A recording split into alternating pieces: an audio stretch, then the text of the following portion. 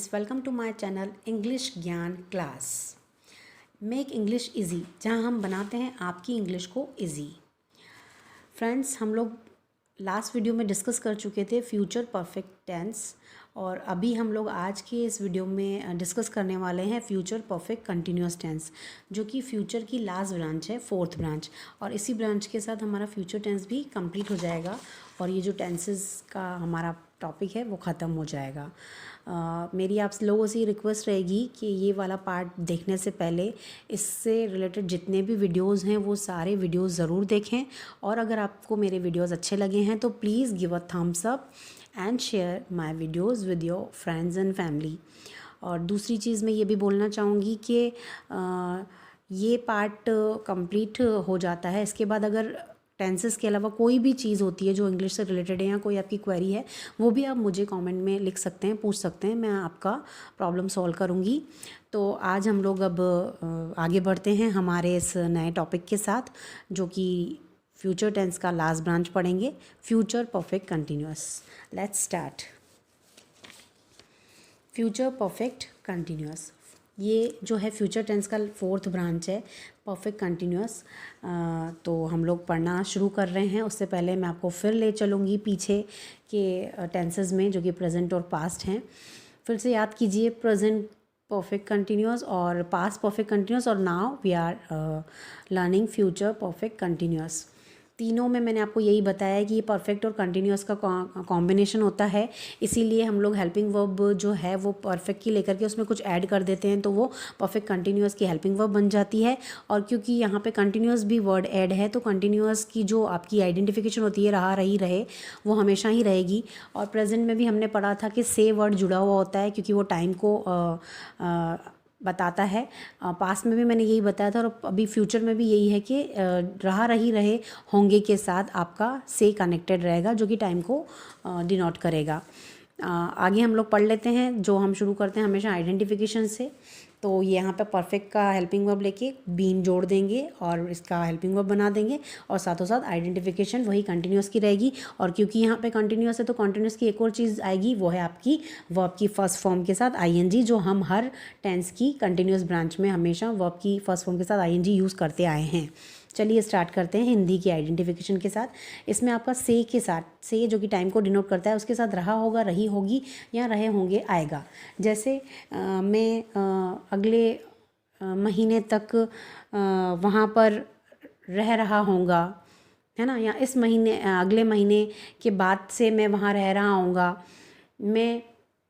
मुझे 30 साल या 15 साल हो चुके होंगे, हो रहे होंगे वहाँ पढ़ाते हुए। इस तरह के सेंटेंसेस सुनने को मिलेंगे। मैं 20 साल से वहाँ रह रही होंगी, पिताजी 2 साल से वहाँ काम कर रहे होंगे, ठीक है ना। तो इस तरह की चीज़ें हिंदी के सेंटेंसेस में आएंगी।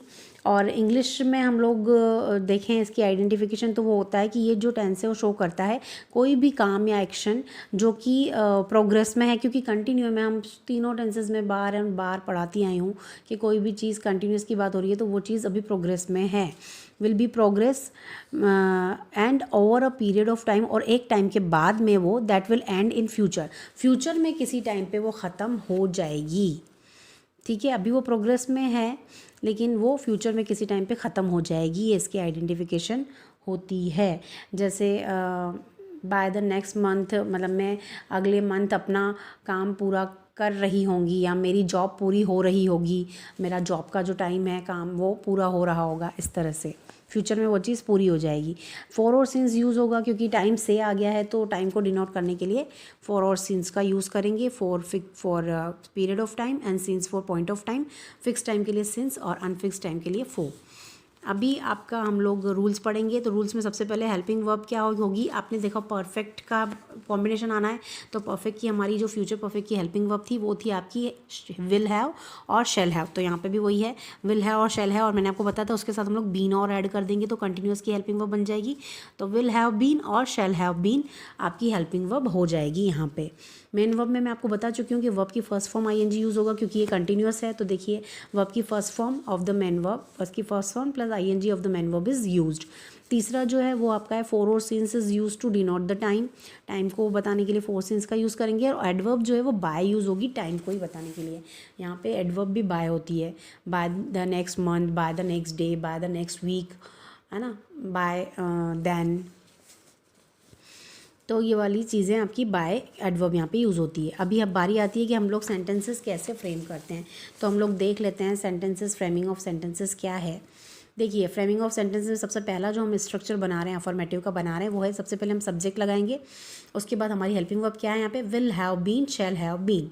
विल हैव बीन या शैल हैव बीन, दोनों में से जो भी हमारा एज पर अ सब्जेक्ट होगा वो हम लोग यहाँ पे लगा लेंगे, ठीक है। उसके बाद वर्ब की फर्स्ट फॉर्म प्लस आईएनजी और प्लस ऑब्जेक्ट लगाकर और फिर सिंस और फॉर में से जो भी लगेगा, पीरियड ऑफ टाइम के लिए फॉर, पॉइंट ऑफ टाइम के लिए सिंस और अफर्मेटिव पूरा हो जाएगा। देखिए यहाँ पे विल हैव बीन या शैल हैव बीन कैसे आएगा, आई और वी के साथ शैल हैव बीन आएगा और बाकी सारों के साथ विल हैव बीन यूज़ कर लेंगे। उसके बाद निगेटिव में सब्जेक्ट प्लस विल। अब यहाँ पे देखिए, मैंने आपको हमेशा बताया जब कोई हेल्पिंग वर्ब दो पार्ट में होती है तो दोनों के बीच में हम लोग नेगेटिव नॉट लगाते हैं उसको और फिर नेगेटिव सेंटेंस फ्रेम कर लेते हैं। अब यहाँ पे तो हमारे पास तीन पार्ट हैं, विल हैव बीन, तीन चीज़ें हैं ना। तो हम लोग को करना क्या है कि हम लोग को फर्स्ट और सेकंड पार्ट के बीच में ही हमारा जो रूल बोलता है नोट लगाना है, यानी कि सेकंड और थर्ड पार्ट साथ में कनेक्ट हो जाएंगे और फर्स्ट और सेकंड के बाद ही हमको नोट लगाना है जो हमारा रूल बोलता है, वही करने वाले हम। सब्जेक्ट तो हम पहले लगा लेंगे विल या शैल में से जो भी आएगा वो, नॉट हैव बीन साथ में आ जाएगा, नॉट हैव बीन। उसके बाद वर्ब की फर्स्ट फॉर्म प्लस आईएनजी, उसके बाद प्लस ऑब्जेक्ट और प्लस फोर और सिंस एंड देन प्लस नहीं, यहाँ पे क्वेश्चन मार्क नहीं आएगा, ये नेगेटिव सेंटेंस है, प्लस फोर और सिंस। ये इस तरह से आपका नेगेटिव सेंटेंस फ्रेम हो जाएगा। इंटरोगेटिव सेंटेंस में सबसे पहले शैल और विल में से जो भी हमारा एज पर सब्जेक्ट होगा बाहर निकालेंगे हेल्पिंग वर्ब, फिर सब्जेक्ट आएगा प्लस हैव बीन को साथ में कनेक्ट करके लिख देंगे, फिर वर्ब की first form plus ING plus object plus for और सिंस, और इसके बाद आपका यहाँ पे आएगा क्वेश्चन मार्क क्योंकि ये इंट्रोगेटिव सेंटेंस है। उसके बाद इंट्रोगेटिव नेगेटिव में हम लोग क्या करेंगे, शैल और विल जैसे हमेशा से हेल्पिंग वर्ब बाहर निकालते हैं वैसे बाहर निकालेंगे, plus subject plus not plus have been साथ में आ जाएगा, प्लस वर्ब की फर्स्ट फॉर्म और आईएनजी प्लस फोर और सिंस, ऑब्जेक्ट प्लस फोर और सिंस, और उसके बाद क्वेश्चन मार्क लगा के इंट्रोगेटिव नेगेटिव सेंटेंस भी हम लोग पूरा कर लेंगे। अब तो फ्रेमिंग ऑफ सेंटेंसेस मुझे नहीं लगता कि हमारे लिए एक कोई टफ बात है, बहुत ही इजी वे में सेंटेंसेस फ्रेम हो जाते हैं। अब देखिए, हम लोग इसके साथ कुछ दो एग्जांपल्स ले लेते हैं जिससे कि ये हम लोग को और इजी हो जाएगा एग्जांपल्स में। तो चलिए लेते हैं कुछ एग्जांपल्स। पहला एग्जाम्पल जो है वो मैं ले रही हूँ क्योंकि हमने यहाँ पे बोला था कि बाय जो है वो एडवर्ब टाइम के लिए यूज़ होती है, तो मैं उसी का एग्जाम्पल ले रही हूँ। Bye the next month,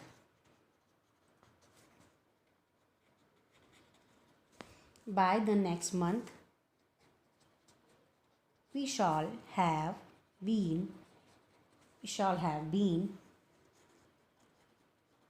living there।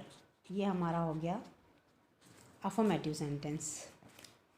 अब इसमें आप देखिए, आपकी बाय जो है वो एडवर्ब है, उसके बाद वी आया इसीलिए मैंने शैल हैव बीन यूज़ किया। ये शैल हैव बीन आपकी क्या है, हेल्पिंग वर्ब है, और यहाँ पे V1 प्लस आईएनजी यूज़ हो गया है और ये आपका बन गया है अफर्मेटिव का sentence. By the next month we shall have been living there. अगले महीने से हम यहाँ रह रहे होंगे। अगले महीने से जो नेक्स्ट मंथ आएगा वहाँ उस महीने से हम लोग यहाँ रह रहे होंगे। इसी का नेगेटिव बना लेते हैं, आगे की चीज़ वही रहेगी, by the next month comma, इसी को चेंज करना है, वी शैल। अब हम मैंने क्या बोला था, फर्स्ट और सेकंड के बीच में ही नॉट लगाना है, तो नॉट लगा देंगे। We shall not have been को साथ में रहने देंगे, लिविंग देयर। ये आपका हो गया नेगेटिव सेंटेंस, करेक्ट। अब हम लोग को क्या बनाना है, इंट्रोगेटिव के लिए हमको ये बाहर लगाना है, तो ये तो ऐसा का ऐसा ही रहेगा, by the next month. Shall को बाहर लेते हैं, shall we have been living there. ये आपका हो गया इंट्रोगेटिव और यहाँ पे आ जाएगा आपका क्वेश्चन मार्क। अब हमको बनाना है इंट्रोगेटिव नेगेटिव, तो वही चीज़ आप चाहें तो इस बाय द नेक्स्ट मंथ को पीछे भी सेट कर सकते हैं, यानी कि we shall have been living there by the next month, ये भी कर सकते हैं। By the next month shall we अब हमको फर्स्ट और सेकंड के बीच में लगाना होता है तो नॉट यहाँ लगेगा। Shall we not have been को साथ में रहने देंगे, लिविंग देयर क्वेश्चन मार्क, ये हो गया आपका इंटरोगेटिव नेगेटिव सेंटेंस, राइट। एक और एग्जाम्पल ले लेते हैं हम लोग। आई शैल हैव बीन, मैंने दोनों लिए हैं, देखिए यहाँ पे वी का लिया है और यहाँ पे आई का लिया है, दोनों के साथ ही शैल आता है, बाकी सबको साथ तो विल आता है, और आप चाहे तो आई और वी के साथ भी विल लगा सकते हैं, no problem. I shall have been teaching for 20 years, ठीक है ना। मैं 20 साल से पढ़ा रही होंगी, मतलब मुझे पढ़ाते पढ़ाते 20 साल हो जाएंगे। I shall have been teaching for 20 years, ये हो गया हमारा अफर्मेटिव का। I shall not have been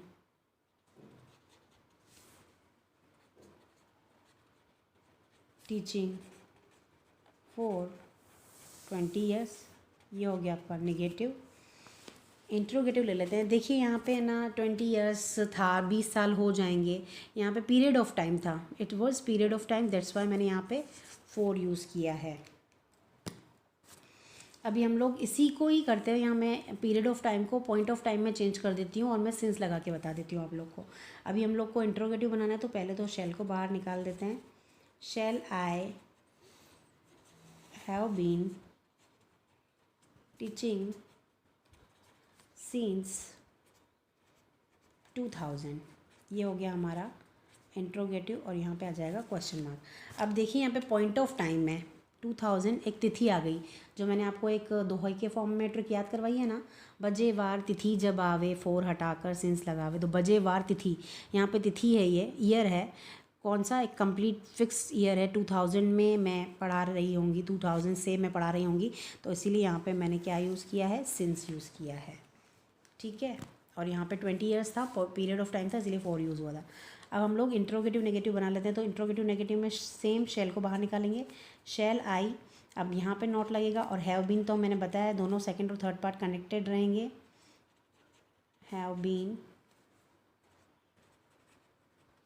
teaching since 2000 question mark, ये हो गया आपका interrogative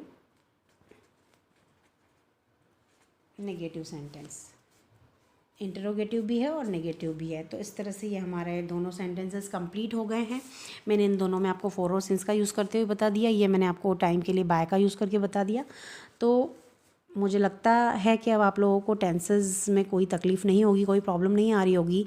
and if you have any problem, उसके बाद भी कहीं कोई डाउट या प्रॉब्लम होती है तो प्लीज़ मुझे कमेंट सेक्शन में बताइए, मैं आप लोगों की क्वेरीज़ दूर करूँगी।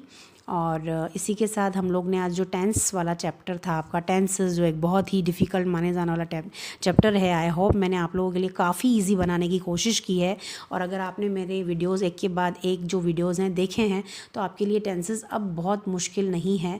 थोड़ा सा ध्यान देने की ज़रूरत होती है कि कौन से टेंस की क्या हेल्पिंग वर्ब है और क्या मेन वर्ब यूज़ होती है, क्या उसकी एडवर्ब्स हैं और रूल्स, उसके बाद हम लोग के लिए बहुत ईजी हो जाता है टेंसेस को पढ़ना और समझना। तो आई होप आप लोगों को टेंसेस अच्छे से समझ में आए होंगे। आप प्लीज़ अगर आपको सारी चीज़ें अच्छे से समझ में आई हैं और मेरे वीडियो पसंद आए हैं तो please give a thumbs up and subscribe करें मेरे चैनल को, बेल आइकन को प्रेस कर दें ताकि आने वाले टेंसेस के बाद जो नया टॉपिक हम लोग लेने वाले हैं, शुरू करने वाले हैं, उसके वीडियोस आप तक टाइम से पहुंच जाएं और आप अपनी इंग्लिश ग्रामर को और इंग्लिश को और अच्छा बना पाएँ। मेरी यही कोशिश है। इंग्लिश ज्ञान चैनल की, इंग्लिश ज्ञान क्लास चैनल की यही एक मोटो है उसका कि आप लोगों के लिए इंग्लिश हम ईज़ी से ईज़ी बनाने की कोशिश करें। तो प्लीज़ हमारे चैनल पे बने रहिए and thank you so much for watching our videos.